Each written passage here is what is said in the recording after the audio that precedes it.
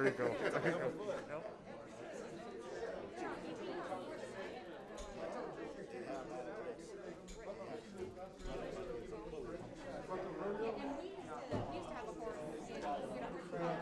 Saying incoherent stuff.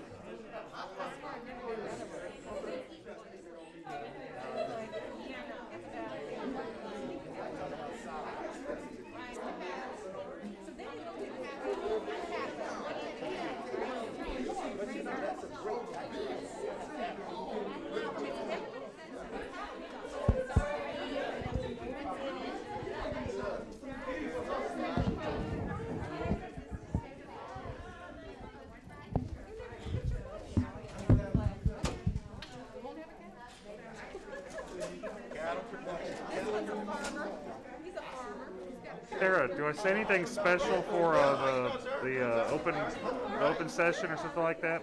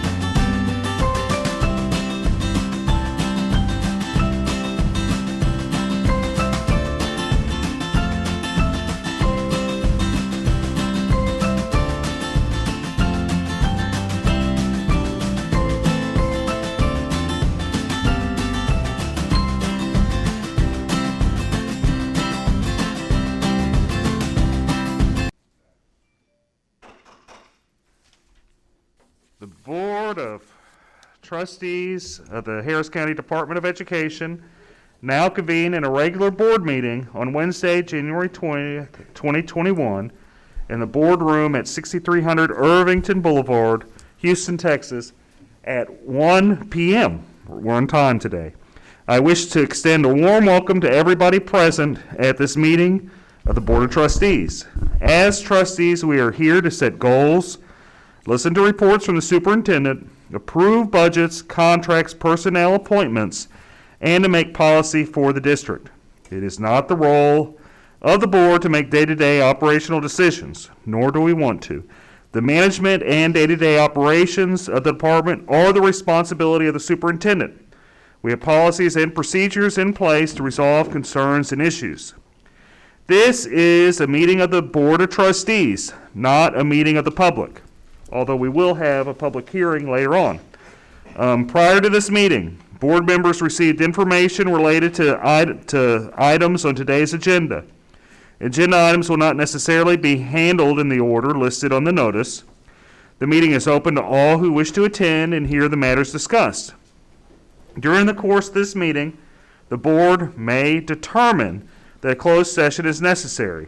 In that event, the board will meet in closed session to consider matters duly posted for this meeting as permitted by Section 551071 to 551084, inclusive of the Texas Government Code. I respectfully ask that you please refrain from talking while others are speaking and that cell phones are turned off or in silent mode. Thank you for taking this afternoon to join us and for your interest in Harris County Department of Education. So we're going to start off with the invocation by Dr. Shelley McKinley.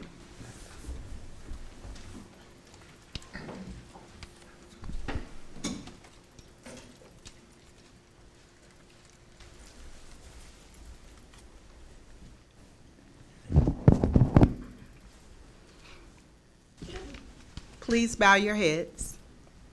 Merciful God, it is with praise and thanksgiving that we come to you today, asking for another opportunity to do your will this new year. Help us to nurture the bonds of community while meeting the needs of students, staff, school districts, and others that we serve.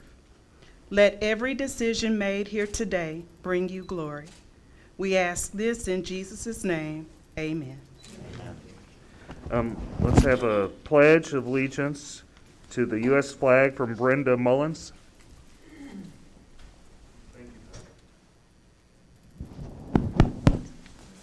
I pledge allegiance to the flag of the United States of America and to the republic for which it stands, one nation, under God, indivisible, with liberty and justice for all. Honor the Texas flag. I pledge allegiance to thee, Texas, one state, under God, one and indivisible.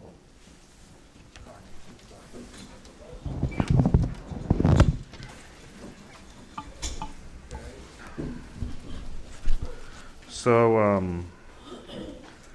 do we have anybody that, so no one signed up to speak? Okay. So we are going to have a public hearing.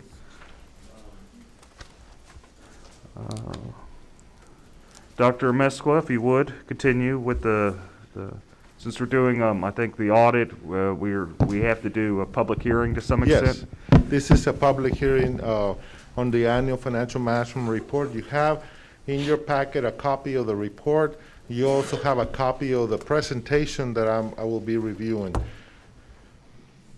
Before we start, does anybody from the public want to make comments? They have any concerns? Because since it is a public hearing, we're open to hear your concerns regarding this matter. Seeing nobody raise their hand or make any gesture of interest in addressing the board, please continue, Dr. Mesqua. Thank you.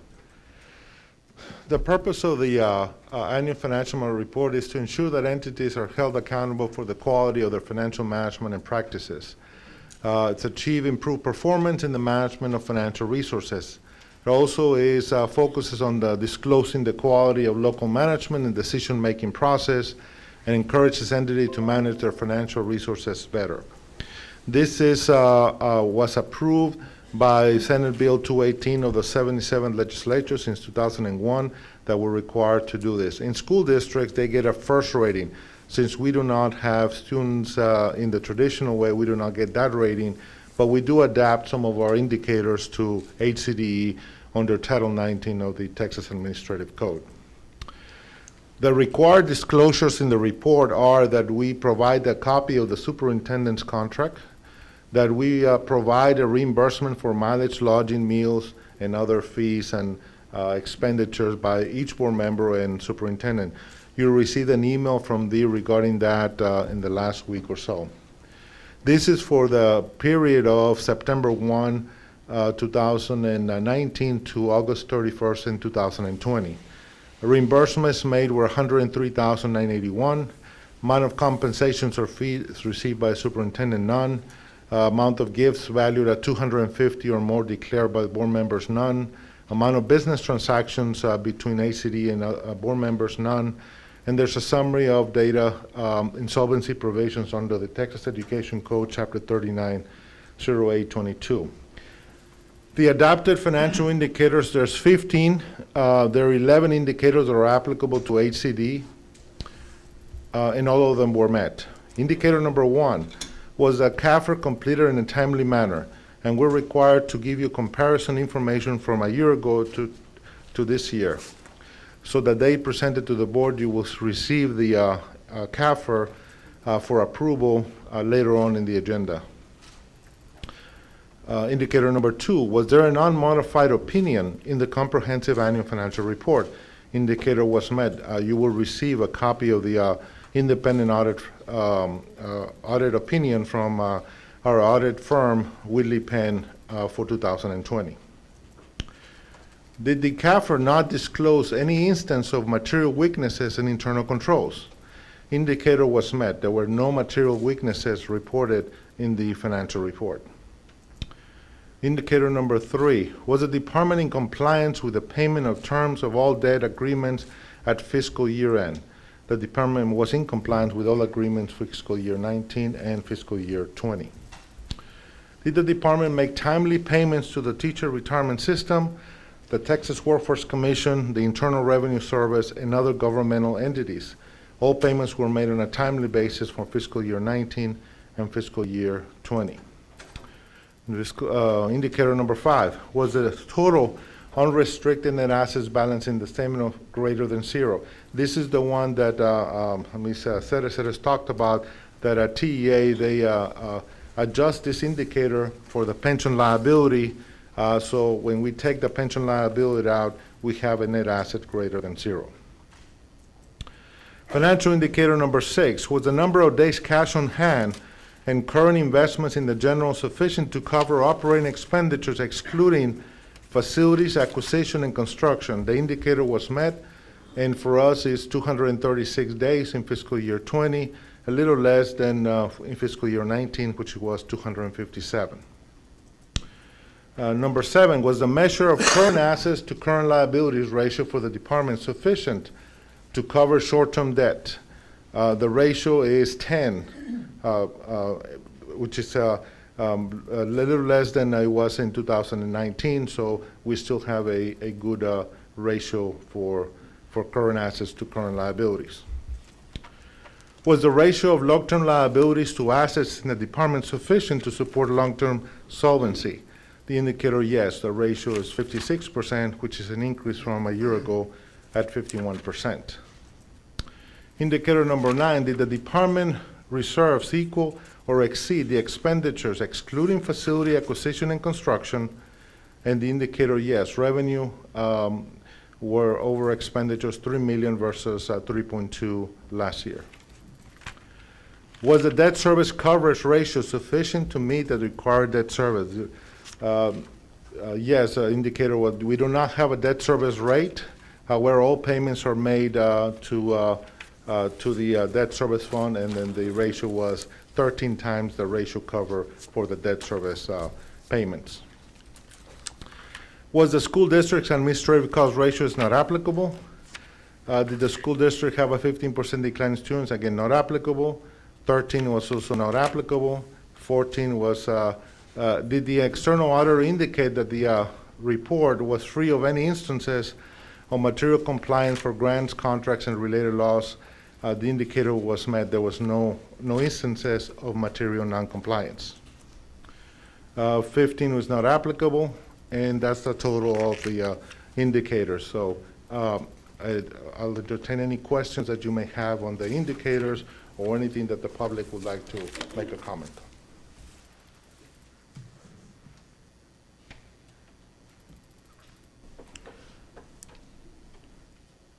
we haven't heard anything from the public. Okay, then all you need to do then now is close the public hearing and then proceed with the next agenda item.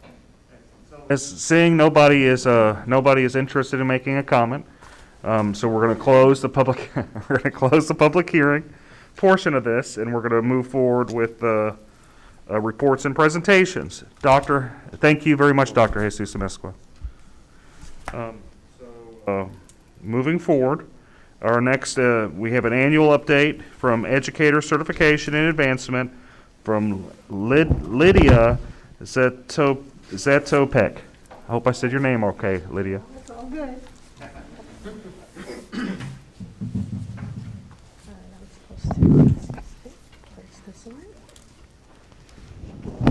Extra precautions.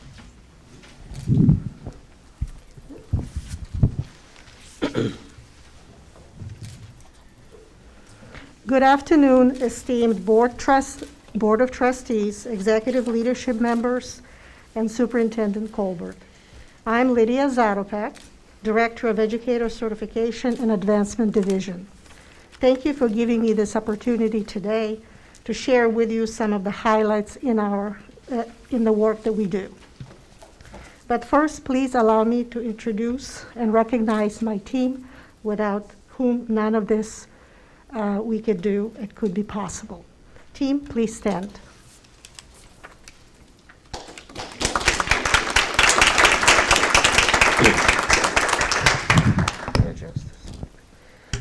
So we believe every child in Harris County deserves highly skilled teachers, principals, and superintendents who advocate for equitable and diverse educational experiences for all learners. As a state-approved and accredited educator preparation program, we partner with the school districts and educational organizations to provide certified, highly skilled, diverse pool of educators who are prepared to meet the needs of urban, high-need school districts. To prepare our candidates, we place strong emphasis on wraparound support and model rigorous, data-driven, evidence-based, culturally responsive practices they can replicate with their executive leadership teams, professional learning communities, and students.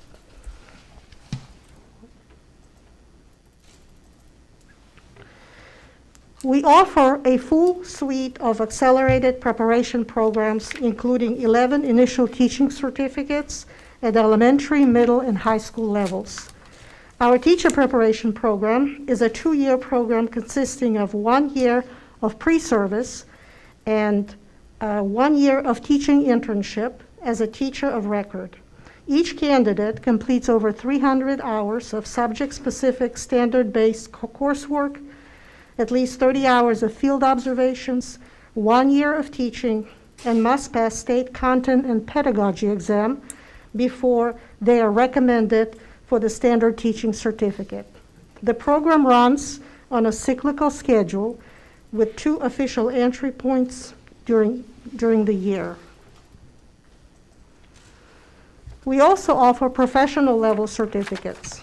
A principal certificate allows an individual to serve in such positions as assistant principal, dean of instruction, dean of students, associate principal, principal, or director. A superintendent certificate prepares our candidates to assume executive leadership positions such as deputy superintendent, assistant superintendent, chief of staff, executive director, and superintendent, obviously. Professional level programs are 1 year, during which a candidate completes at least 200 hours of standard-based coursework, a minimum of 160 hours of practicum, and they complete an action research project, and they always obviously must pass their state certification exams. So let's talk a little bit about our data.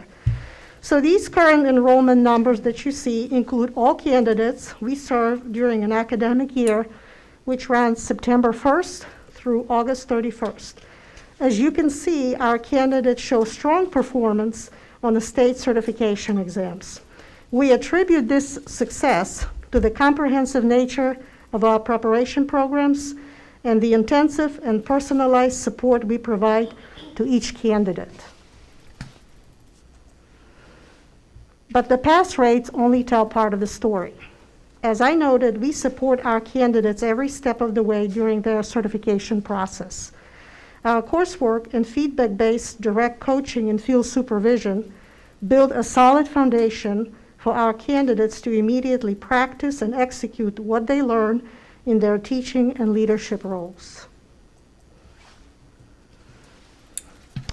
So this academic year, our candidates and staff made a direct impact on 22 school districts across the Houston area and beyond, representing public, charter, private schools, and educational entities. By strategically identifying and recruiting high-caliber, diverse, motivated candidates and providing them with robust training to gain high-leverage skill sets, we are establishing transformational talent pipelines for teachers and school and district leaders who positively impact student achievement and champion practices that bridge the equity gap. This year's highlights include being recognized by the State Board for Educator certification for successfully completing our 5-year program review desk audit by the Texas Education Agency. With the onset of COVID-19, we immediately pivoted our program delivery model to virtual learning by redesigning the curriculum to fit the online and remote live session model. To meet the new state certification requirements, we also developed a new course to prepare our teacher candidates for the Science of Teaching Reading state exam. Our staff continues to present in state and national conferences and serves as board officers of such educational organizations as the Texas Alternative Certification. We're almost done. This year, we continued candidate recruitment utilizing virtual and social media tools and formed strategic partnership to help us place candidates in the classrooms to serve as teachers of record to complete their internship year. Our efforts resulted in a significant increase in the number of teacher interns we have this school year. Final piece about the trends. So current trends in educator preparation focus on shortages, on teacher shortages in high-need areas such as bilingual and special education, and shift to performance-based assessment at the state level.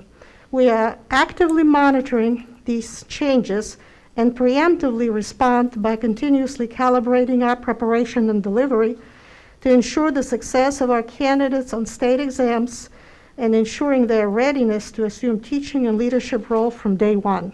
Ultimately, we want to equip new teachers and school leaders with job-specific skill sets to meet the challenges of abrupt shifts in teaching, learning, and leading as they raise student academic achievement and close the achievement gap between high and low performing students. Thank you. Have any questions? Questions concerning this presentation? Yes, Trustee Dupont had something. please. I was just wondering, you said that you've shifted into virtual courses. How do you see that impacting the future? Are we going to be going with more virtual courses in the future, even when we can get back to in-person meetings? I believe virtual learning is here to stay in some specific shape or form. I think there'll be a lot of blended learning where we will maintain online presence, but at the same time, once we're able to safely come back here in the building, we'll have some sessions that are face-to-face. And did you find it was as effective? It's a different reality. There are some very positive elements of online learning as far as the efficiency of it, but at the same time, there's a lot of adjustments that have to be made to account for that human interaction. Thank you. Superintendent James Colbert. Thank you, Trustee Dick. I'd just like to say that our ECA program has done a really good job, and what it's known for is being really hands-on. There's a lot of certification programs throughout the state, in fact, even in Houston. Right. And many of them were online before we even really had to go online. And people started to distance themselves from some of those online courses because they like the interaction and sitting in a group and doing that kind of thing. Having spoken to both your principal's certification and your superintendent certification, I can tell you that we've done a really good job with that. Passing rates are a point of pride with these programs. Even in regular, like universities, they want 100% passing rate. And so it's very impressive that we've been able to maintain that with our people as they've come here. So I appreciate you and your staff and everything that you do.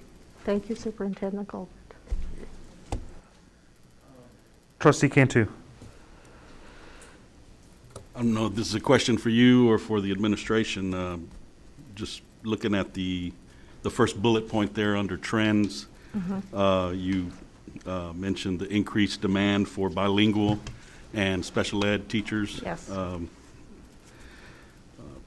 I realize that, this is a very critical role, especially considering what we do through our therapy services, but also considering the situation the state of Texas is, and here locally, the local Houston ISD with special ed programs. And I was just wondering, with the legislative session in session, is there anything we can ask as an entity, ask our legislators to do some action to take that will help provide incentives to fill these roles? I'll start with that. Just so speaking as a former special ed teacher, special ed has evolved tremendously over the past 15 to 20 years, where you'd almost think that on the federal level, they're not trying to encourage people to become a special ed teacher, because now they need to be certified to teach regular ed, and on top of that, certified to do special ed. And so it's really put a major deficit in people trying to seek out that track to do that, because special ed is, in some ways a lot more challenging than teaching regular ed, because you have so much paperwork to keep up with in ARD meetings and accountability for our teachers. What you see a lot of districts doing, including ourselves, is giving stipends, like bonuses, for hard to staff areas. For a while it had been science, but now it's bilingual and special ed. And so, you see a lot of districts offering, several $1,000s above what the salary is marked for, just to be able to attract some of those special ed and hard to staff positions. So they're really sought after. I think the challenge right now is getting people to get their certification in those areas, because people are wandering away from that and wanting to do, everybody wants to teach PE.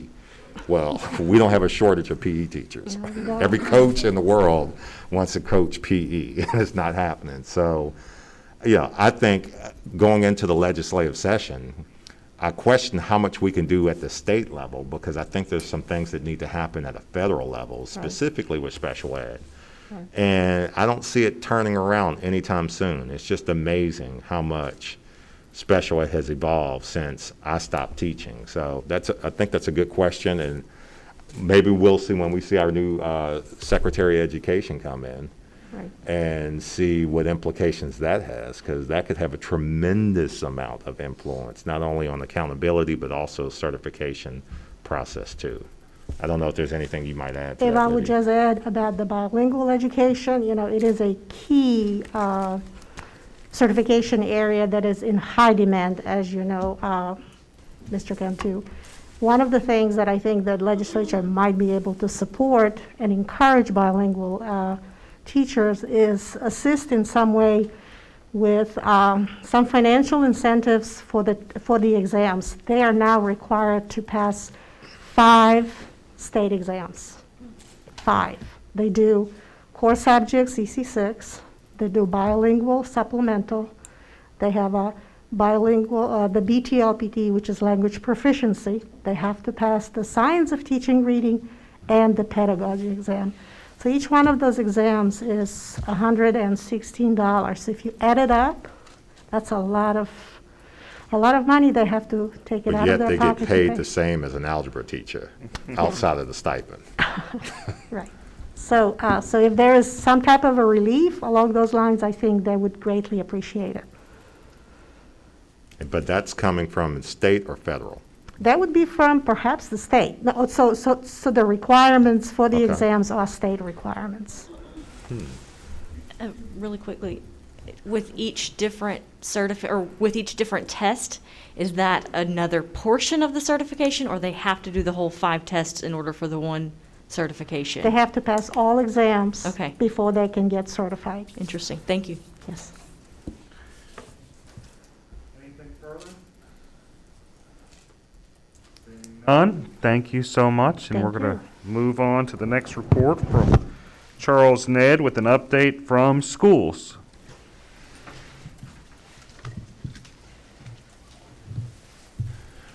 I'd like to point out that this is Dr. Ned's, what is this, your second month? This is my 20th day. Well, we try to get people at the mic sooner than that, so I'd like to Yes. apologize, so. Yes. Well, good afternoon, everyone. As Mr. Colbert just mentioned, I'm Dr. Charles Ned, and I proudly serve as the Senior Director of Schools. On behalf of the Schools Division, I'd like to thank you all for your service, and I'd like to extend a special welcome to our 2 newest trustees, Trustee Davis and Trustee Brown. Welcome. I, too, am new to HCDE, and as I mentioned, today marks my 20th day as a member of the HCDE family. I've watched the work of the Harris County Department of Education from afar, and now I have an opportunity to see the inner workings of the organization and what makes it so unique and so impactful. And I couldn't be prouder of being a member of the team. At this time, I'd like to profile our division, and we'll begin with introducing our school division's leadership team. In lieu of staff filling the boardroom, we just went with photos of our central office team. There's 7 of us in total. Of course, yours truly, and you've met Ms. Mullins. She led the pledge. She's our Director of Curriculum and Compliance. Ms. Hernandez is our Parent Engagement Liaison, and Ms. Washington is our Instructional Coach. I have an awesome administrative assistant, Ms. Alamos Jones, who's right across the hall, and Ms. Barbara Jack, who is our General Clerk, as well as our Compliance and Technical Support Officer, Ms. Michelle Rayson. So hopefully you guys will get an opportunity to meet those individuals in person at some point. The true face of our schools divisions, it's our building principals. And fortunately, they are all here with us this afternoon. I'd like for them to please stand and be recognized.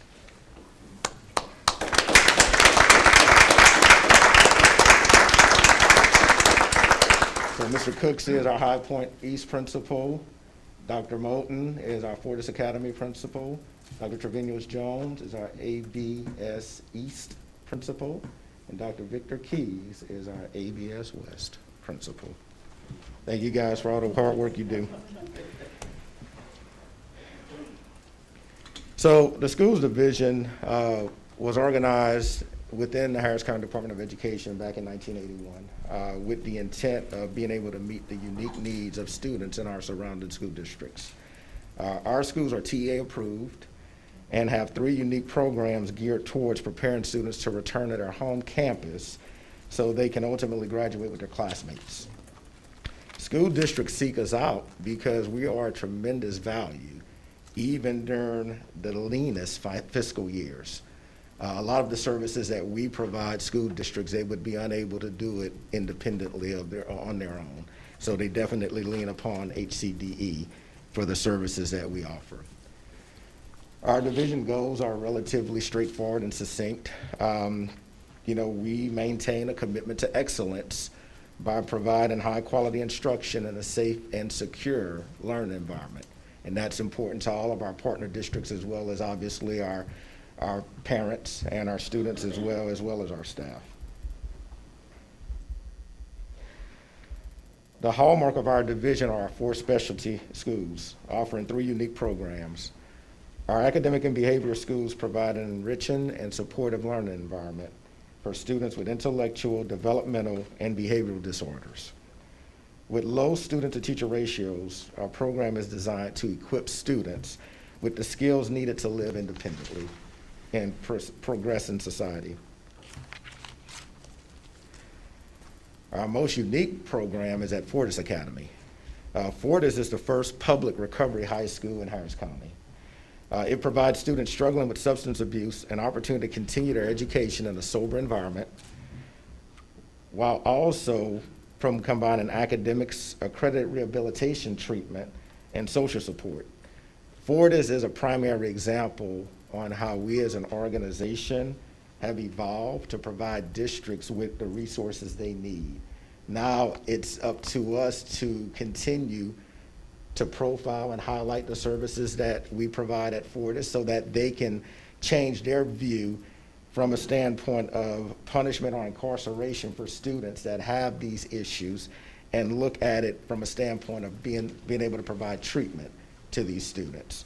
So it's taken some time, and it's a bit of a paradigm shift with traditional educators, but I definitely believe that this is the path that we're headed. High Point East is our fourth specialty school, and it offers adjudicated or expelled youth in grades 6 through 12 a safe and highly structured learning environment. High Point offers low student-to-teacher ratios and gives students the skills needed to succeed both academically and socially. During the 2019-2020 school year, fiscal year actually, the schools division served 760 students and brought in over $9.4 million in revenue. In total, we provide services to 40 school districts. Actually, 22 of those school districts are in district, 16 are out of district, and 2 charter schools. This slide includes, but is not limited to, program highlights within the schools division. We're very proud of the services available to students and are continuously looking at ways to further enhance our offerings. You can see some of the highlights that's laid out from this past school year.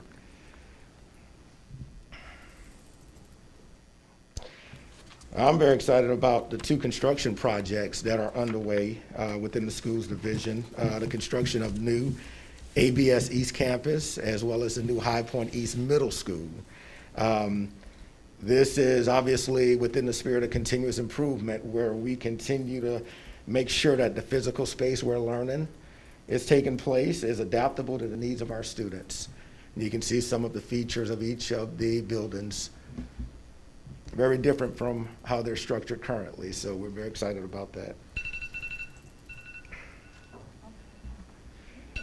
It is my hope that this presentation has improved your understanding of schools division role in making the Harris County Department of Education one source for all learners. If there are any questions, I'll take those at this time. Does any board member have any questions? Seeing none, or, please. I just have a comment. Dr. Ned, I know you came from Humble ISD. Yes, sir. You're a former high school principal. Yes, sir. It's interesting. I'm curious to hear your perspective now that you're on the other side, because I'm sure you've utilized our services while serving as the principal of Humble High School. What's your perspective from that? Well, I mean, obviously, I'm very familiar with Mr. Cooksey and the work being done at High Point East. With our reluctant learners. And as I mentioned, even during the leanest fiscal years, we made sure that there were seats that were accounted for at the specialty campuses. And now being able to work with these amazing individuals and just see the inner workings, I'm getting a different perspective in regards to where we are and where we can go. How challenging do you think it would be for like an Humble, who's a large district actually, over 40,000 students, Sure. to create or replicate a program like what you see that we offer at, let's say, a Fortis or AB East or West? It would be extremely challenging, just in light of the fact being able to have personnel with the specialized skill set that's required to manage the students whom we serve. That in itself is a challenge. Obviously, from a standpoint of being able to provide facility that's customized to the needs of the students as well. An ISD's budget is not going to stretch that far from that standpoint, and typically this program would probably be housed within another building. There would not be a freestanding campus for any of these programs. Currently, many districts do have their own internal DAEP programs. And again, it's one of those things to whereas eventually it comes down to personnel and being able to really have an impact on the students. When they fail to have an impact, Mr. Cooksey gets them, or ABS, East or West gets them, or Dr. Moulton gets them at Fortis. And so I think that we're very unique in what we're able to offer school districts here within, our region, just in terms of the services, the quality of the services, and the value that's tied to it. And I think that's the biggest thing, is the fact that it can be done, even during the tightest years financially. Well, we appreciate you and your captains over there, and this concludes your hazing for HCDE. Thank you all. Yes, and you've probably found a portfolio as well as a student-created thank you card. Those were created by our students at ABS West, led by Dr. Victor Keys, and we definitely just wanted to extend our appreciation to y'all for the work that you do in serving our students and our organization as a whole. So thank you all very much. We appreciate it. Quick question. Yes, sir. So, and I guess knowing your background from the schools, what are your thoughts on Fortis specifically is a different program. It seems like with academic and behavioral issues, people are, like you said, they'll find the money. Look, the student is disrupting the whole school. Right. Please give them a space. Whereas students that have substance issues, Superintendent Copeland mentioned it, a lot of times they're reclusive. They may not say anything, and they may just suffer in silence and get caught with whatever substance they have. From your perspective as a former principal, what are your thoughts on making sure that both principals and superintendents know that, hey, this is where you need to funnel these students to, because this is the whole purpose of our school, is to have a life skills program to make sure these students are able to get back on track and then go, like you said, be reintegrated. So any thoughts on what would be help make sure that people see just as big a need for that as they do for behavioral students? I think part of it is connecting with the right folks within the ISDs.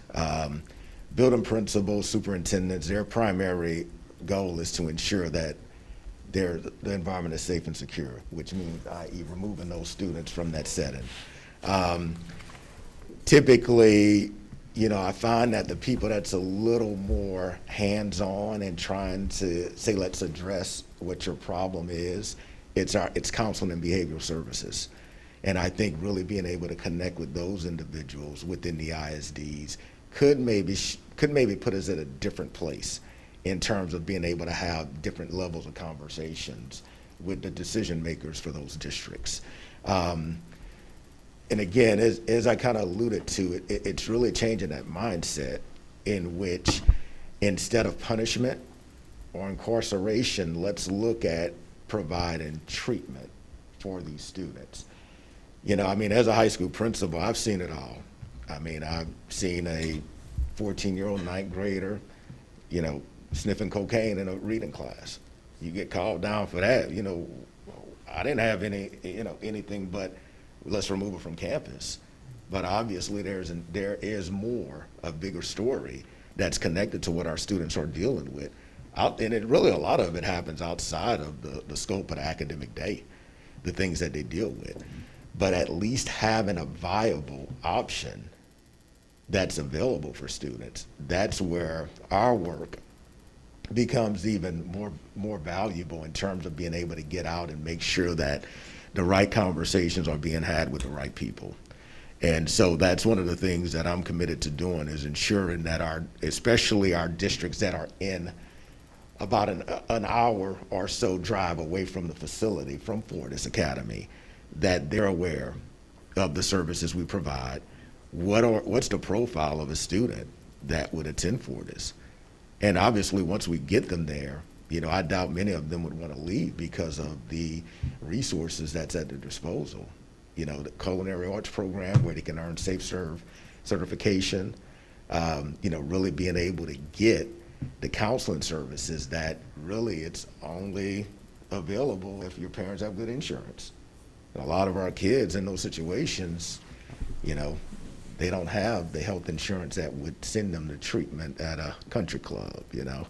So, you know, this is one of those things in which I think it is a, you know, it's, you know, I tip my cap to HCDE for even being courageous to to make a bold move like this, because some may view it as something that's not, that it's outside the lines. It blurs the lines of the traditional and the conventional. And again, it's the first in Harris County with 4 million people in Houston.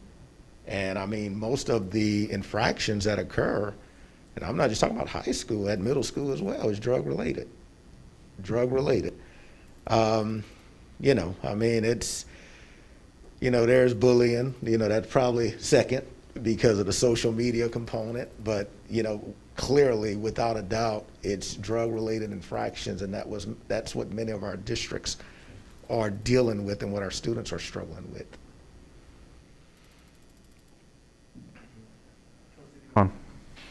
Superintendent Colbert, is there anyone under our employ whose specific duties include reaching out to those people in those ISDs? He's standing in front of us.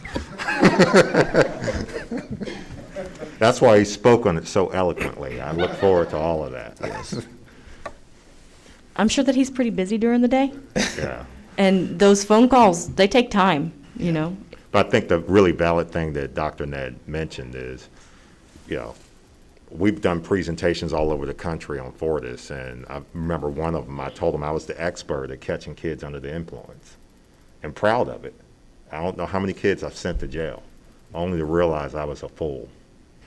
That surely I needed to send drug dealers to jail, but drug addicts needed therapy. And so now I find myself on the other end trying to change the mindset of people who thought just like I did. That they were doing some great service, because I got you, and watching kids get cuffed up, put in the car, and driven away. And you're just sending away a drug addict. And so it's taken longer than I thought that it would take. I think that we're just one or two people away from breaking through. I think we're really close, and I think we'll see some COVID slow this down a little bit, but that's no excuse. But it's a paradigm shift. And the fact that it's so difficult shows how needed it really is. If it was easy, then it would have been done long ago.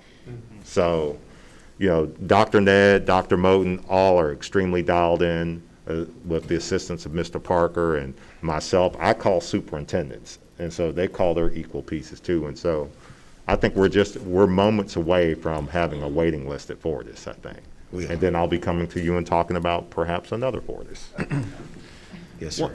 Have we thought in some regards of, and I don't know which aspect, if we want to even talk to possibly even the juvenile justice system, to the point of if you get caught in school with drugs, you should know about Fortis. Like, as in, Oh, yeah. the judges need to know that this When is an option. we started with that, Okay. you know, and I think that I would like to see, Ms. Davis and I talked a while about this, is see us evolve into a space where we can give another option other than incarceration to help our youth. Right. And keep them out of the system.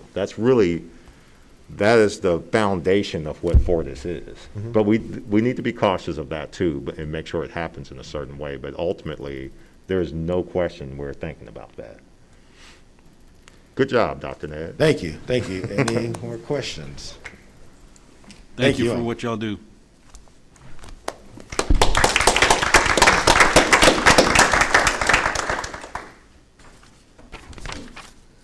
Okay.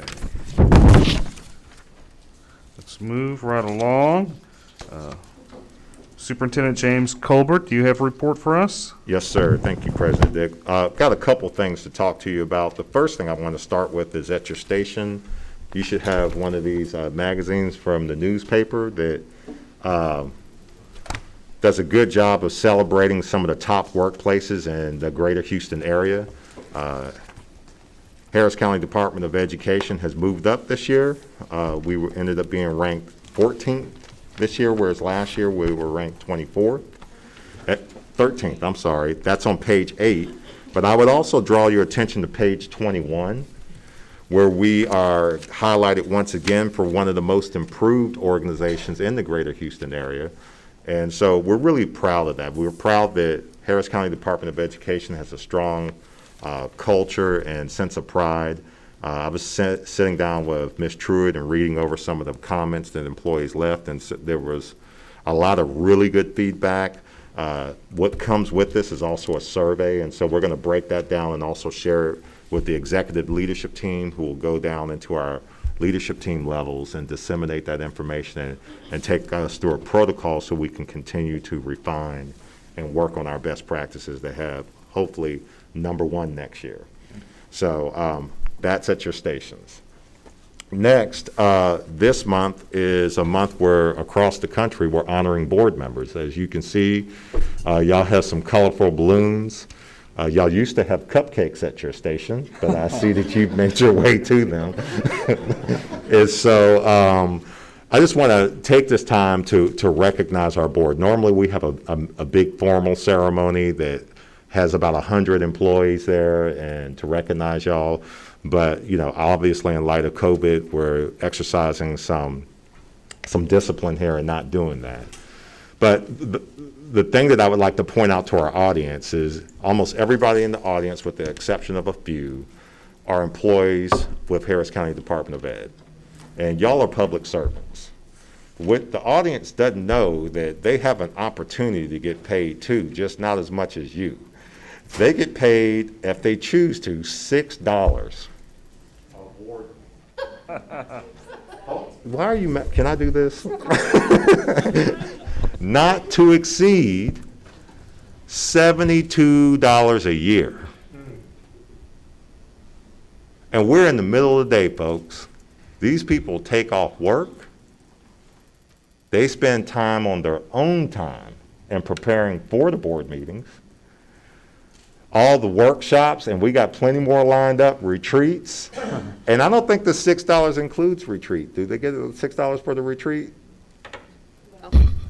Technically, because there's no March board meeting, but again, there's the 72 cap. Oh, okay. Well, you're going to make sure y'all don't get over 72. We're not trying to mess up your W-2s. But, I so much appreciate our Board of Trustees. And as a superintendent, I've been a superintendent for 11 years now. I tell superintendents all the time that your professional development is going to come from your trustees, that they're the people who are going to push you and support you and jump on your back. They're the people that's going to help you grow. That and the attorney and CFO will get on you a little bit from time to time too. But I truly appreciate every single thing y'all have done. A lot of y'all have been with us even when you weren't sitting up here. There were some of y'all who were sitting out there. There were other people watching us on YouTube, and now you're sitting up here and get to see the other side. And so truly loyal and dedicated to the cause of trying to help people, specifically in Harris County, through public service. And so I appreciate y'all so much for that. What you have sitting before you is you have several things that you're going to get today, other than those cupcakes y'all ate. You're going to get you have a certificate sitting at your station that is recognizing this special month for you. I'm going to be giving you some more goodies, but before we do that, I'd like for us to play this video that our comms department has put together. Just so our employees know, each trustee will have their own video that will appear not only on our front page, but also on their specific page once we've aired them all. But this is something that our comms department has put together, and then we have some more bits.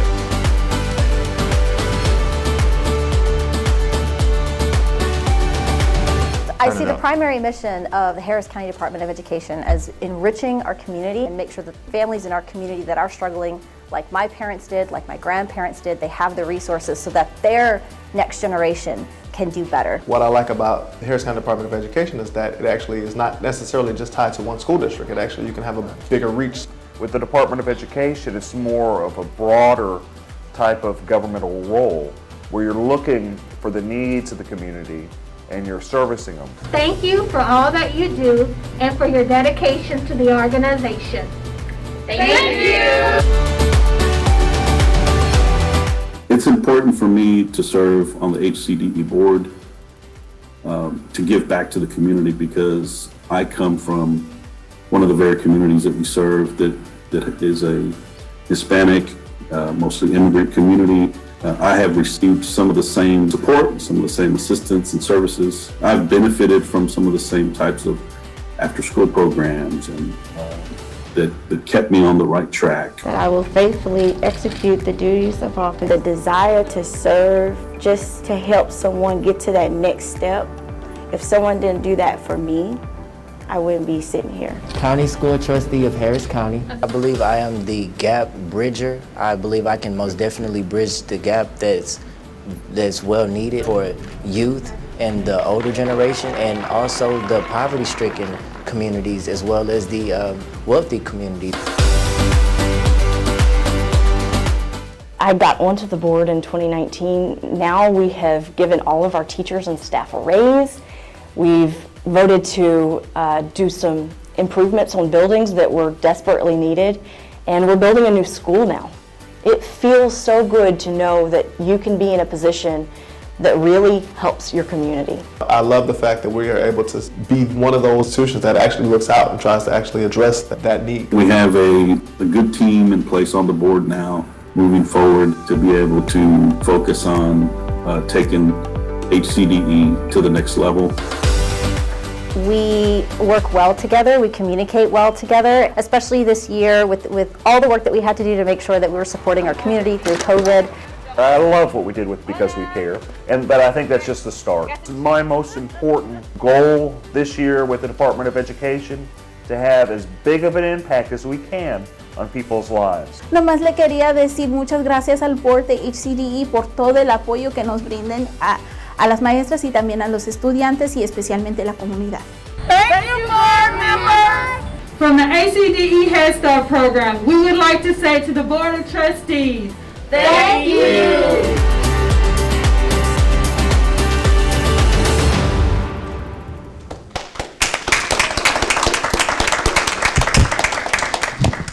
So a couple other things that we decided to do. We want you to be able to represent Harris County Department of Ed wherever you go. And so we realized that y'all have had a little shortage of gear, so we decided to make up for that this year. So I've got my ladies here to display, and so let me just tell you, what they're showing you is my clothes on very small people. So Miss Clark told me it would look like a cape with her holding it up, because I'm a double extra large. But we've gotten y'all a jacket, which you can wear during winter time, all that. I think we've changed it up. Did the ladies get that jacket? Okay, some of the clothes that the ladies got are a little bit different. And then what you see Miss Truitt has, she has a couple of polos there. Is that what we've done different? No. Okay. All right, let me keep going. And then Miss Bartz, we've got a nice little shirt. We didn't iron that real good. Well, starch, we could use that. The ladies is blue.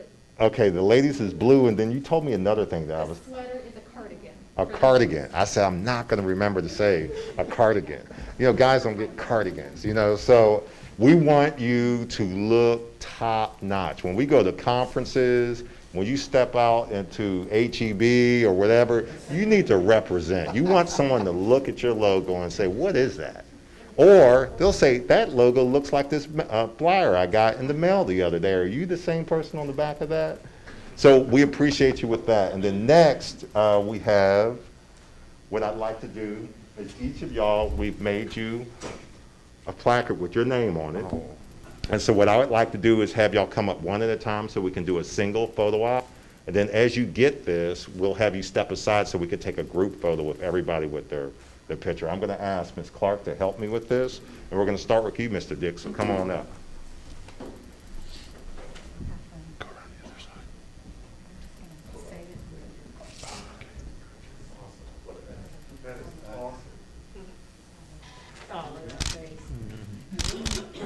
Look here.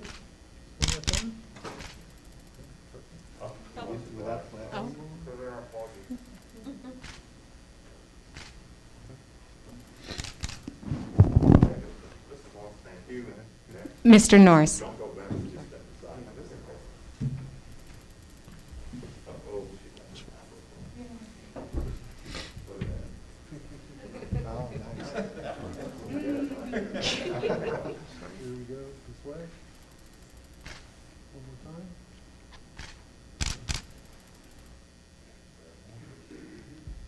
Mr. Brown.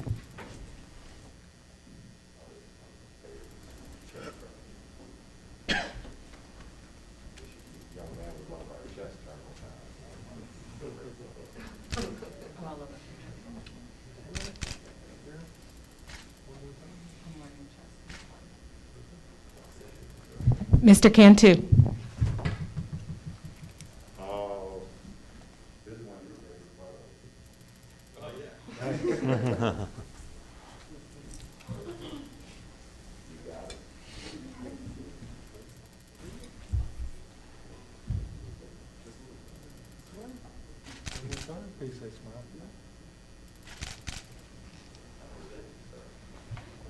Ms. Davis. How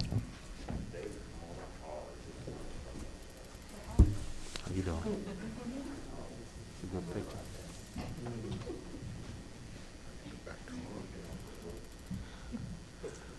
This way, nice smiles.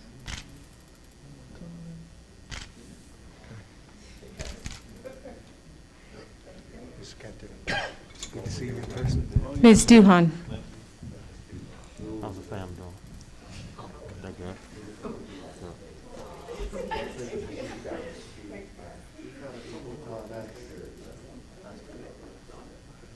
This way, big smile. One more time. Hold it.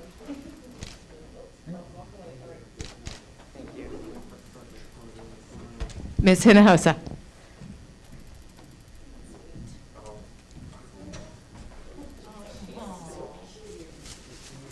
Nice. Smiles. Tip it forward. The top forward towards me. There you go. Perfect. Big smile. Good. One more time. Excellent. Thank you. Group photo. Yeah.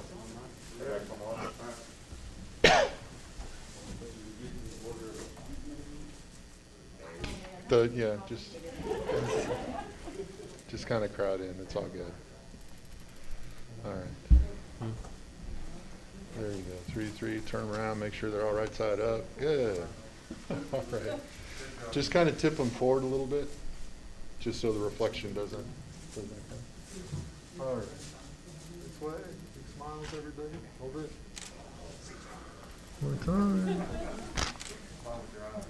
Yeah.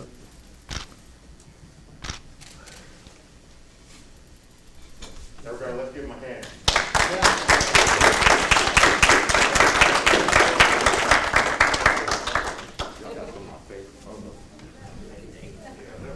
We're going to like stock on missing the husband. Trustee Brown.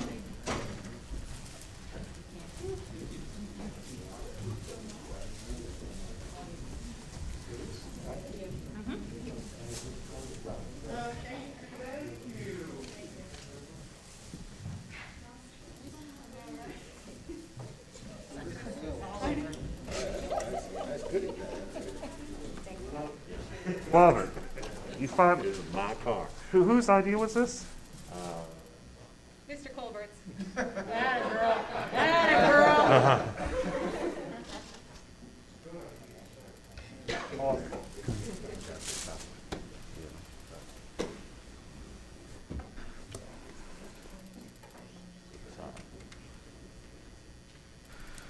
Okay, so any more from the any more reports? Superintendent James Colbert. No, sir, that is it. That was awesome. So thank you all very much. We really appreciate it. I think all the trustees really appreciate the pictures and the gifts and y'all's appreciation. So let's move on. Richard, do you have a report for the feasibility subcommittee? Just a brief update. I think, as most of you know, the board held a workshop last week to hear more about the Equine Enrichment program that we are considering.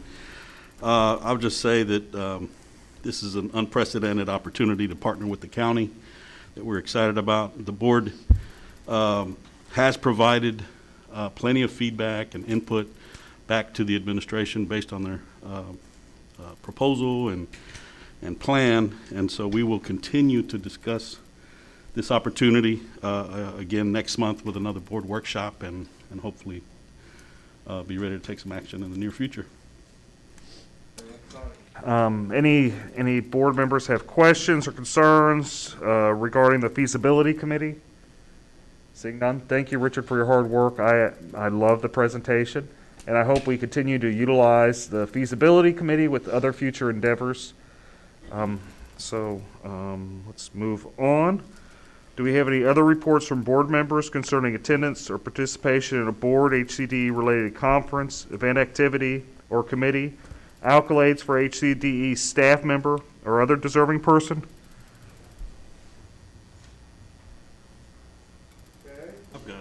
Oh, Trustee Cantu? I wasn't able to be here for the swearing in of our new trustees, so I just wanted to take this time to personally welcome to the board Trustee Brown, Trustee Davis. I'm excited that you both have joined our board. Looking forward to working with you all. Like I said on the video, to take HCDE to the next level. So welcome aboard. Okay. Oh.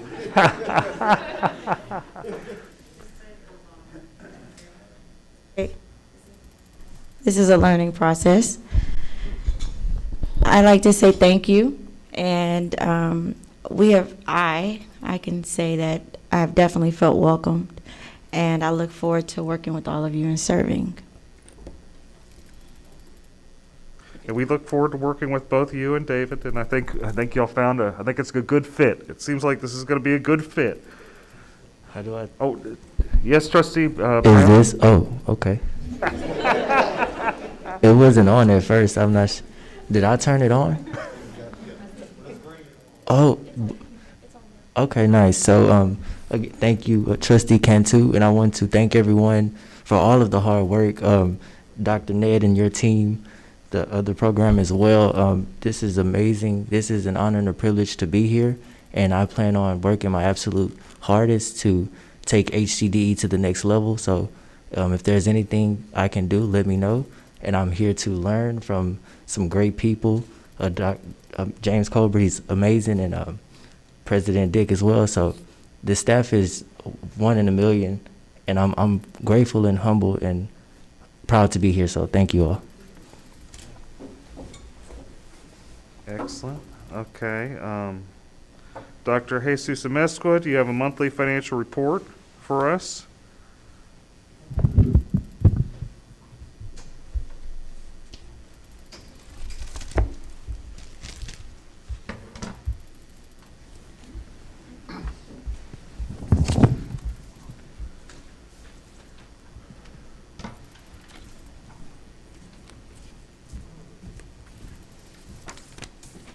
The first report are the financial highlights as of December 31st, 2020. This is the fourth month of the year, so the first 4 months have gone by, and we'll review the budget amendment report as well. Everything is posted on our website. The balance sheet as of December 31st, we have assets of $33,350,370, liabilities of $2,078,235, and equity of $19,558,167, an appropriated balance of $11,713,968. This particular slide will be updated with our fund balance that will be presented later on in the financial. Right now we have revenues under expenditures by $2,916,937. Later on, we'll talk about the presentation regarding the taxes, how they're coming in the month of December. Financial ratios for the first month, we're at percent of fund balance at 71% versus 194 a year ago. Again, we have not updated the fund balance yet because it hasn't been approved yet as of August 31st. Current balance ratio, current assets and liabilities, 31 million versus 32 million a year ago. On assigned fund balance, we're at 35% versus 66% a year ago. Debt to income ratio, we're at 6%. At the same time last year, 0%. A lot of that is because of the fees that were paid as a result of the bonds that were sold on October the 22nd. Tax revenue to total revenue ratio, 4%. Indirect cost to tax ratio, 4%. Fee for service revenue ratio, we're at 11% versus 41% a year ago. And fee for service revenue growth, we're at minus 17%. A year ago, we're at minus 2%. And a lot of this, you will see that in the revenue projections that we have as of December later on in the slides. Budget activity, we've had amendments of $125,204. Revenues year to date, we're at 21% in the general fund. Overall, we're at 41%. 25% of the year has gone by. The expenditures were at 25%, which is on target with projected linear expenditure level for general fund. Overall, we're at 22% for the year. Our COVID-19 expenditures year to date, we have spent $401,722, and we still have $949,679 available for the rest of the year. And that's out of the general fund. In the Head Start program, we've spent $507,983, and we have a balance available of $385,302 for the Head Start program. Donations report for the month were $1,490.55, primarily in kind from Head Start supplies and manipulatives received by the to TLC for the Early Childhood Winter Conference. The values for the year, we started the year in September with a projection of $511 billion, and so far $508 billion has been certified. We still have 3.8 left between now and August to be certified, so we're on our way, or it's on our way to be completely certified. Our tax collections for the month were $2,498,089, and we're at right now at 10%, and we have paid $108,332 for tax office and appraisal districts fees. Comparison to a year ago at the same time, we're about 5% under revenues for collections. We hope that January will be a better month, and so that we can catch up with our tax collections. But we're at 10%. For last year at the same time, we were at 15%. Our disbursements for the month were $3,445,941, 345 checks, 288 transactions, and 6 transfers.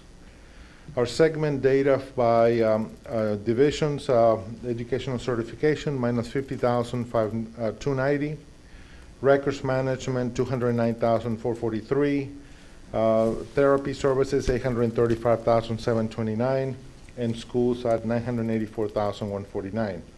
Choice Partners has a benefit ratio of 68%, benefit variance of 1,529,812 as of December 31st. Our amendments for the month for the general fund are transfers between accounts that don't affect fund balance. The first one is a $7,829 from department-wide to the foundation to pay for some of the operating costs, and then for purchasing for temporary services expenditure needs for the purchasing division. In the grants and special revenue, we have increases of a new donation received by the Henderson Foundation, 1,000, and then also we have a new award, a new grant for TLC for the science program for $42,216. Now an update from the foundation of where we're at with the foundation as of December 31st. It has assets of $888,772 as of this time. This includes the funds that HCD provided to the foundation. Year to date, we've received revenues or donations of $828, and then we have expenses of $199,621, which are all listed there by the by the school district. The checks have been issued to all the school districts. So they're all listed in 3 pages. A quick update on the PFC and the lease revenue. We're going to start reporting on the PFC, the maintenance notes, and the total CIP, a little different format than in the past because we did not have maintenance notes in the past. We only had PFC, so we have an additional column that you will see. But the total CIP, $46,543,850 in cash. So far, we have not transferred the monies from the general fund just yet, but we will do that as the construction gets underway. This is a rating on the bonds, a AAA rating, and our proposal from August the 3rd, 2020, that was approved by the board. And so we have a total capital program of $52,446,770 in the different sources of funds. As we need the transfer from the general fund, we'll add that to the capital improvement plan. Other projects that are underway, we're pending notification from the Health and Human Services regarding the construction for the new Goodwood Head Start. We received a NOGA for the land, to buy the land, but we're still pending the construction of the money for the construction. LaPorte Head Start will be coming to you in February for that project, and then some other pending projects pending completion, the NPO elevator, Fortis HVAC fence, and the ABE West playground. Questions on the first part of the report on the financial report? Board members have questions for Dr. Jesus Mescal? I do not see any. Thank you. The next report is the investment report. Again, as of December 31st, 2020, all our investments policy is certified by Government Treasurers Association. Our investment by fund type, we have a total portfolio of $78,447,578. We've added a new column under construction fund for the maintenance notes, and then you have the facilities for $31 million, which is a PFC 612, 615. The majority of our funds are in pools in the different transactions, Lone Star, Techstar, Texas Glass, Chase, and TexPool.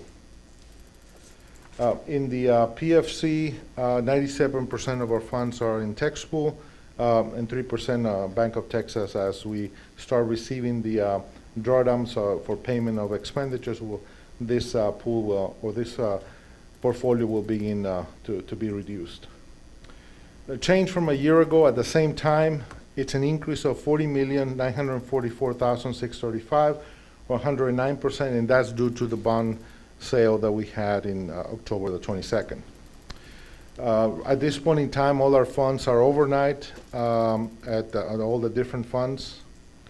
We have earned $11,701 in the general fund and also $1,183 in the PFC. We're earning 0.09%, which is very low at this time. And you can see the history of the interest rates since last year. I thought about 3 months ago they could not get any lower, but I was wrong. They're even lower at 0.07. When I was talking about that, we were like 0.8, 0.20, and now we're even at 0.07, 0.09. So it's even lower now. And so when we look at our investing in the different pools, this is what we see out there: 0.06, 0.09, 0.8, 0.1, even lower than that. That's a report for the month of December. Any questions that you may have? Trustee Cantu, do you have a question? Yeah, I noticed in the report that you reported some, due to COVID, some expenditures that were not planned. I was just wondering, as I saw that, if there were any savings due to COVID. I didn't see any in there, but I was wondering if there were any, like, we weren't in the building, for a period of time. I was wondering, the light bill or any of those things, did any of that make any kind of significant savings? In the audit report, you saw a report by the external auditor that we had $5.6 million in expenses not incurred during the year. And so that basically was part of that, that we did not have an expenditure during that period of time. So had we been in here, we would probably have $5.6 million that we needed to spend during that same period. Was it mostly utilities or? It is a combination of deferred projects and utilities, maintenance, supplies, travel. Not as much travel, folks that, we're not traveling. Okay, thank you. Thank you very much for the report. And I do see that I have a motion made by Trustee Cantu to bring item 8B, the audit, up front to our, I guess that'd be for us to approve right now, right? I have the motion. You don't actually need a motion unless a board member objects. If everyone agrees to move it up, then you can just simply take it out of order. So absent an objection. Do I have any objection? Are we all at least unopposed to bringing item 8B up to the front? Hearing no objection, we're going to move it up to the front. So let's go to 8B. Consider acceptance of the 2019-2020 annual financial audit, including required annual single audit report. Do I have a motion? So moved. Trustee Second. Norris made the motion, which was seconded by Trustee Cantu. Is there any discussion on this motion?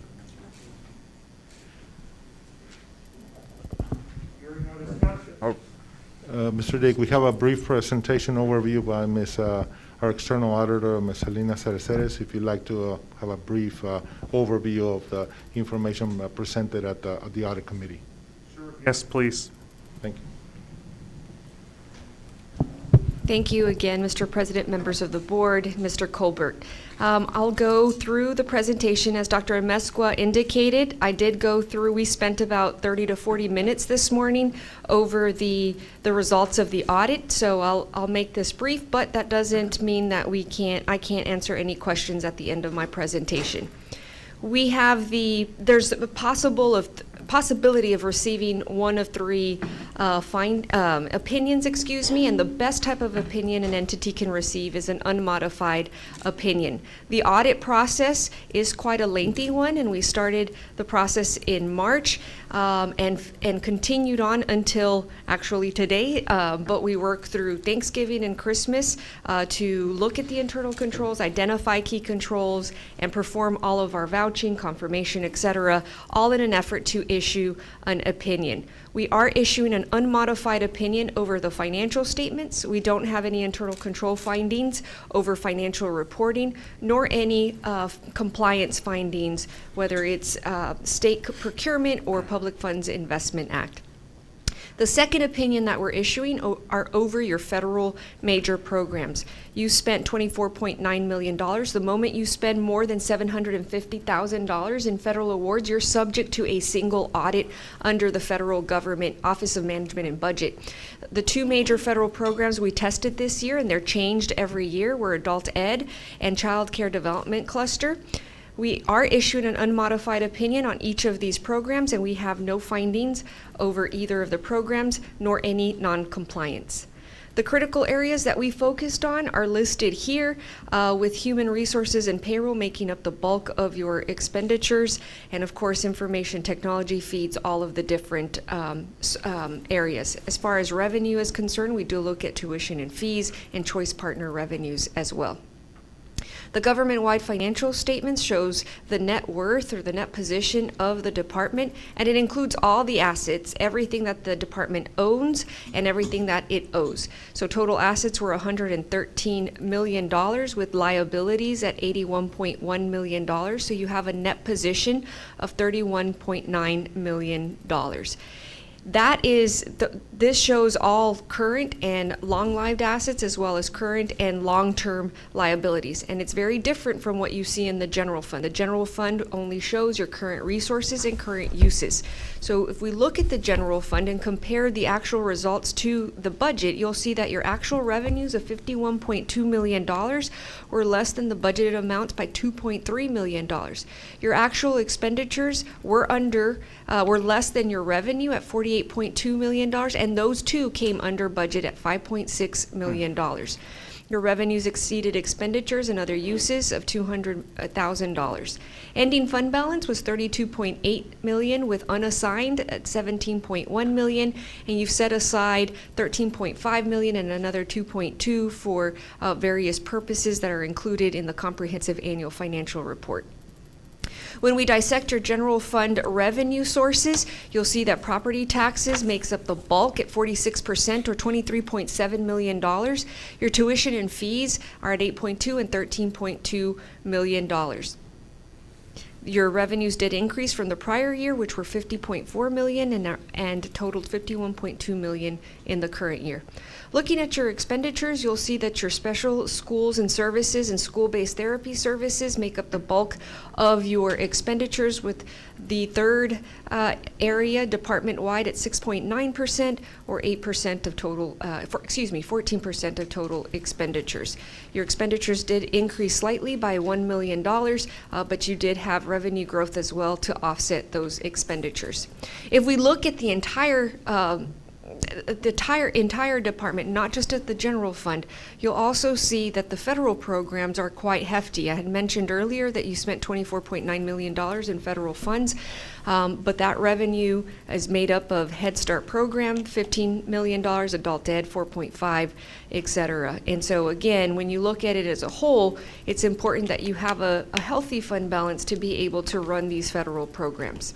When we look at unassigned fund balance and compare it to the expenditures just in the general fund, your unassigned fund balance of $17 million equates to 129 days, meaning that you could operate without any revenue streams for 129 days before you would liquidate that unassigned fund balance. The danger zone is $4 million if you continue to spend at a level of $48.1 million, and the optimal is always 90 days, and that dollar amount will always fluctuate based on the level of expenditures.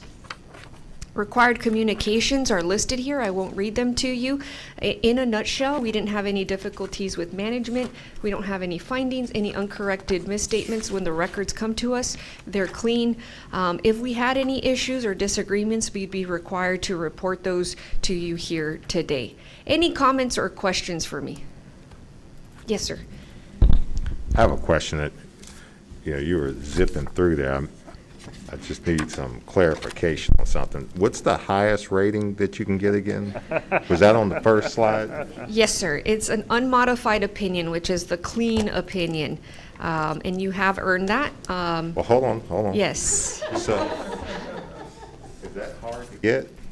It is. It is a difficult process to get there. It's not easy. Even in, with COVID, it was more challenging for others. And that's the one we got? That's the one you got, a clean report, unmodified. How many years in a row have we gotten that? To your knowledge, I know it's thinking back a little bit. At least 10 years. Wow. That's probably even more rare, huh? Yes. Okay. I just think you're doing a fantastic job. I thank you for Yes. that. Thank you. Thank you. Any other questions concerning the audit, HCDE's audit? Question. It looked like whenever you were going over our expenditures and how they were over budget and our expenses were under budget, it looked like we had a structural surplus. Would that be correct? As far as your budget is concerned? As far as our expenditures versus our scheduled expenditures versus our scheduled income. That's correct. So you exceeded your revenues exceeded your expenditures by $3 million, and you had some transfers in and out. You have to make the PFC payments, et cetera. So overall, you had a positive change to fund balance of $200,000. Could you show that in the slides? I want to make sure I'm Yes. reading that right. It was right here. You did add on the third bullet point, you did add $200,000. Okay, so we structurally, we added $200,000. Yes. Okay. And there were transfers in and out that netted to $2.7 million. So you brought in $3 million, and it was a net transfer out of $2.7 million. So with that, it left $224,000, as shown on page 81. That shows all of the. That's why I included other uses as well, to show the net transfers out as well. So where I'm confused is on the first two first two bullets. Yes. So it says our actual revenues were less than budgeted. So we brought in less, 2.3, but we spent less than 5.6. Right. So wouldn't that give then how does that equate to It's actually $3 million, but on that third bullet point, so the difference is, you're correct, you're doing your math right, it is a $3 million surplus, but there was a transfer out of $2,782,000, which brings you back to $200,000. And you what can, was the transfer out for? so, for debt service, for PFC, the principal and debt payments, so you make a transfer out. You actually transfer in from Choice Partners, any excess funds, and then you also transfer out. Let me. I don't want to. We don't need to go through the weeds like that in the board meeting. Yeah, so there was a transfer out to the Capital Projects Fund of $2 million, and then another one into the Head Start programs and into the federal funds. So you are required a match for Head Start, so that's your local match, and you're required to transfer that over to the general fund. So even though you had an excess of $3 million, you did transfer out more, but still the net transfer out was 2.7. You had a surplus of $3 million. Transferred out 2.7, and that's how we get to the $200,000, or $224,000 to be exact. But I just rounded down to the $200 million, and that's on page 81. So you could see the transfer out, and also 36. Excellent. Any other board members have any questions? Seeing none, is there any more discussion on this issue? Accept it. We already did. Motion's been made. It's been seconded. We're in the discussion phase. So that's why I was asking if we got any more discussion. I think we're discussed out. Ask a lot of questions, great questions. Let's put it for a vote. All in favor, raise your hand. That's what I like.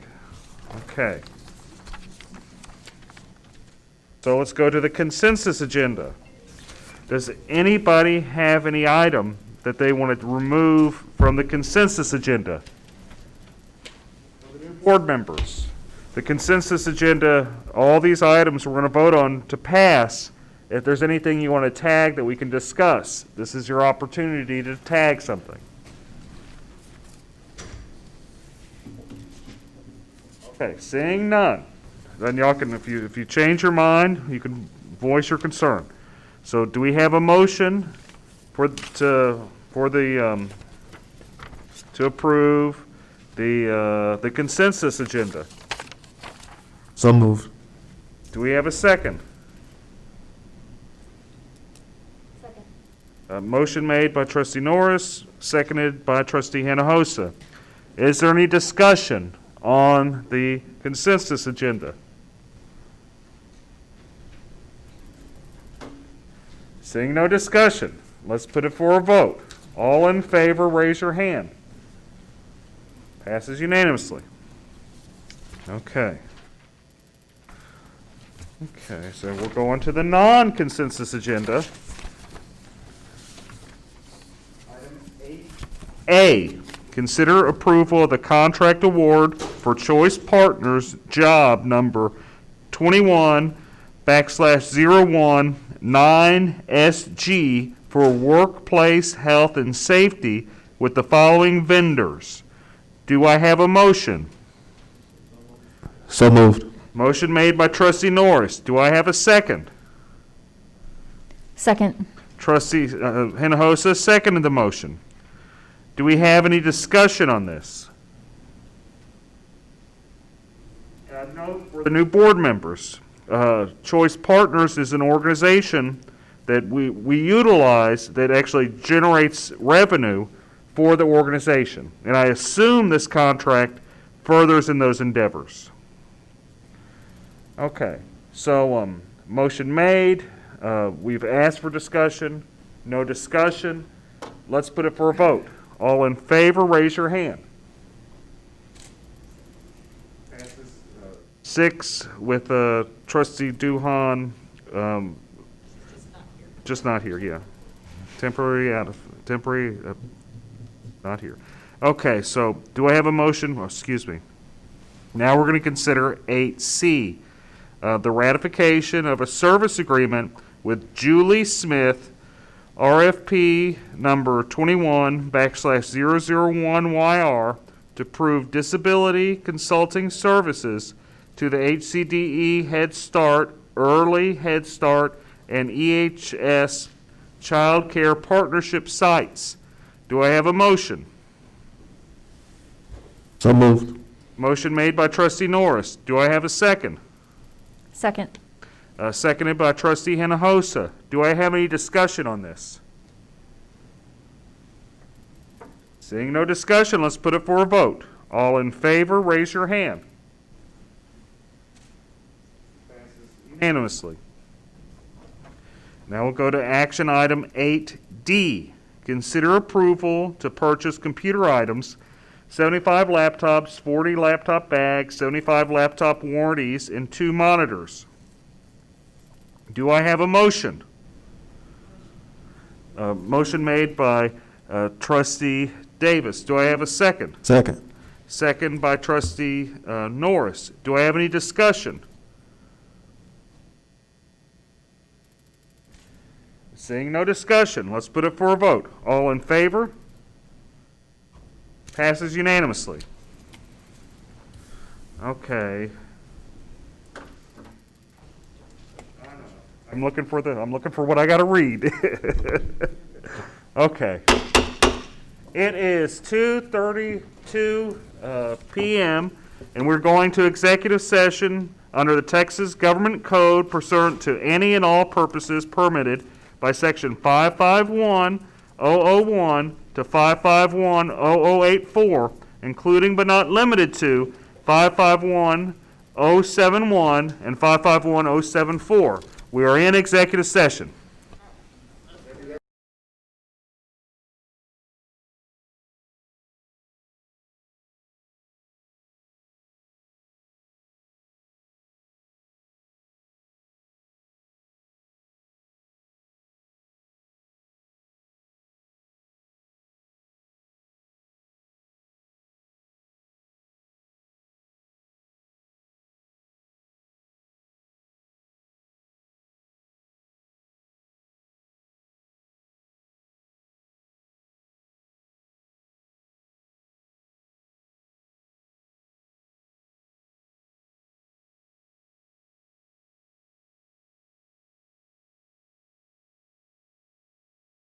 I do realize we didn't build it into the budget, but I also do realize we have a bit of a surplus this year too. Yeah.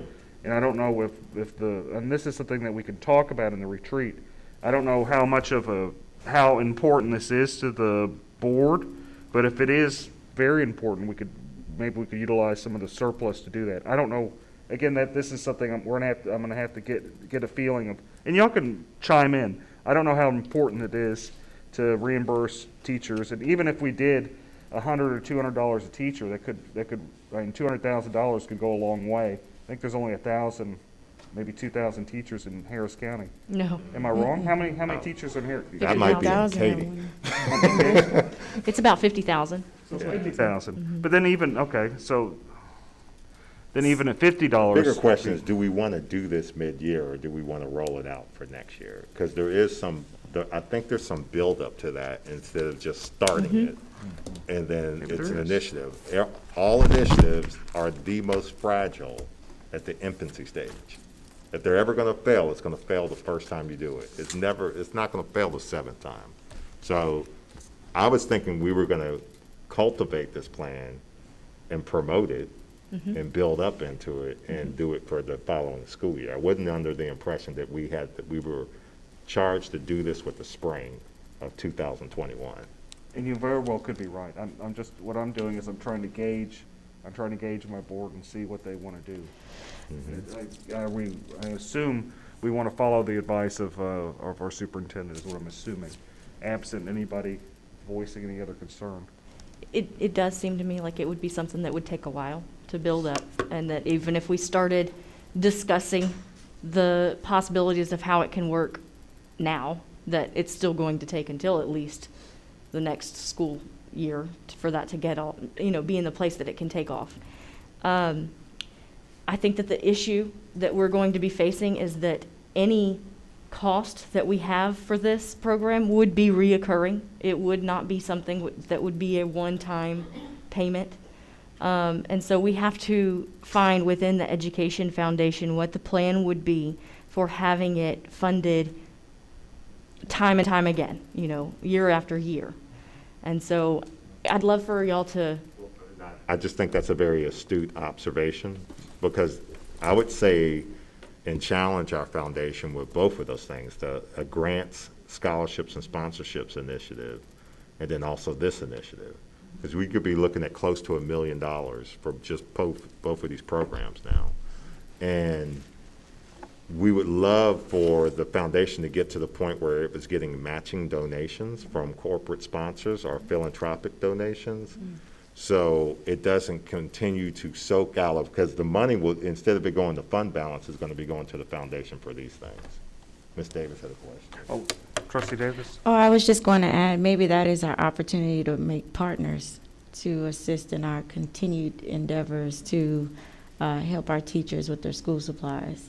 Because I know a lot of entities probably either collect school supplies or whatever we would need to do this continuously. Maybe that's our opportunity to gain those partnerships too. Last thing is we have a number of, board? I'm trying to remember exactly what it's called. But we have a number of board spots that haven't been filled or that were filled at one point. Board committees, board subcommittees, and I think that's the thing we should talk about in the retreat. Yep. But also keep in mind, I think board members should keep in mind that we can always add, remove, adjust board subcommittees. So just if we have it, we can fill it, we can get rid of it. If we don't have it, it doesn't mean we can't create it, because we can create pretty much anything we want if we have a majority of the board members' votes. And just so you know, one of the primary things that our trainer will be tasked with at the retreat is, the first thing is to ensure that y'all understand the law. The goal is to keep y'all from getting in trouble and violating state law. And so she'll go over that. Ms. Bilingual will go over that with board operating procedures a little bit. Another common topic that always happens in board retreats is talking about the differences in the superintendent's role and the board role. They'll spend some time on that. And then I heard from our workshop, y'all want an opportunity to talk about the direction and some things and initiatives that you think that HCDE should be doing. So I'm going to pass that along, that we need to make space for that also. So I'm trying to listen very astutely to what you're saying so I can make sure that we're trying to hit all that.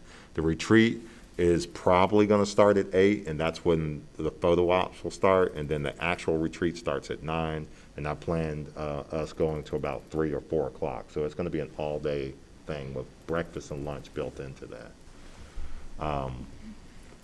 So that's where I'm at with that. And finally, I know we created a policy. I remember creating a policy for us appointing like committees or special committees with the general public. And that's something else we can talk about, whether we want to do that, whether we don't want to do that, and what would the committees be, or that's something that I think board members should at least evaluate, whether we want to do it or not. If we do want to do it, what would be the purpose, and why would we appoint committees or create committees? So I think that's something else that we can think about. That's all I have. Anybody, Trustee Brown? So those committees would be consisted of the board members and staff of HCDE, or open to the public? So, okay, we created a policy, and I don't remember if it was committees in there. Committees is on my mind, but I don't remember the specific language. Citizen advisory committees. There, a citizen advisory board or something like that. So it could be, I guess it could be the board and the general public, just the general public, a combination of all the above if we wanted to. It's, keep in mind, it's an open book. We can determine how it'd be. But there was a policy, we had it in policy committee, to allow citizen advisory boards. I think that's what we call it there. And if we wanted to create citizen advisory boards and board members appoint people to those citizen advisory boards, we could. If we don't have to.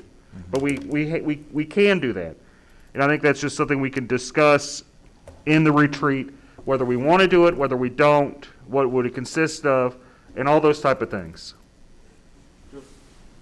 I think when we talked about it last time, it was just a matter of trying to figure out what the scope of it was. We don't want to just a policy committee or advisory committee just to have an advisory committee. I think that's the idea, is that if we're going to have a committee of citizens, we want to have it very specific and very have a purpose to that committee. So those are the things we talked about beforehand. So I'm assuming that discussion will go on at the retreat. But the point is that was kind of the idea, is that, well, before we approved the idea, but we didn't have a specific focus yet. So that's kind of the idea that was kind of being kicked around for the future. Trustee Duhon.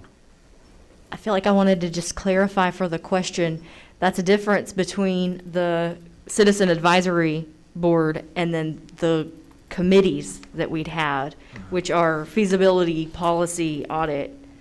Is there, what am I missing there? There's there's a number of them that aren't filled. Okay. And I'd like to evaluate them. I don't want to just fill them or do anything. Right. I want to kind of get people's input. But we do there's other ones that haven't been utilized. That's right. Do we have a list of those? Or? I was just going to say, We do have a list. With your all permission as well, I'm updating the board operating procedures. President Dick gave me the green light to do that. And so included in there are the committees as well. And so I'll send you guys a draft of those so you can take a look at it before the retreat, and so you're not seeing it for the first time. Thank you. At the retreat. Yeah. And for the appointment of the board committees, the president, I do appoint those, but I'm very open. If someone wants to be on a specific committee, I'm happy to put you on it. It's recommended that there's 3 people in the committee, but we don't always have to live with that. We could put whoever, and I'm pretty open. I'm going to put whoever wants to be on it on something. I'm always encouraging people to be active in the organization. I want at least one person to be, the chairman or chairwoman of one of the committees we have. So that's how I try to run it. And that we're all allowed to go in. Absolutely, and encouraged to go to them. Thank you. Seeing no more questions, do I have a motion to adjourn? So moved. Motion made by Trustee Norris, seconded by Trustee Cantu, I believe. Do we have any discussion? Seeing no discussion, let's put it for a vote. All in favor? Passes unanimously. 3